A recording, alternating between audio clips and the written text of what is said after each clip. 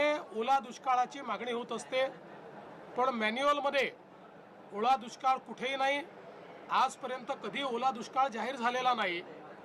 तथापि आम्ही हा निर्णय घेतला की ज्यावेळी दुष्काळ पडतो त्यावेळी ज्या ज्या उपाययोजना आणि सवलती आपण देतो त्या सगळ्या सवलती आता यालाही, म्हणजे दुष्काळ तर त्याला टंचाई म्हणतो आपण, तशाच प्रकारची दुष्काळी टंचाई पडली आहे असं समजून त्या सगळ्या सवलती याही वेळी लागू करण्याचा निर्णय हा राज्याच्या मंत्रिमंडळाने घेतलेला आहे।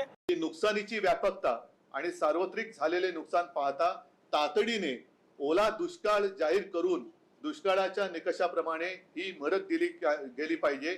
आपण तातडीने लक्ष घालावे ही विनंती आपला गिचमीड देवेंद्र फडणवीस, गिचमीड म्हणजे त्यांची सही आहे तसं मी म्हटलं, मला वाचता नाही आली, नाही वाचता येतं तो बघा तुम्ही सही, पण अशी हे त्यांनी त्यावेळेला दिलेलं हे पत्र आहे।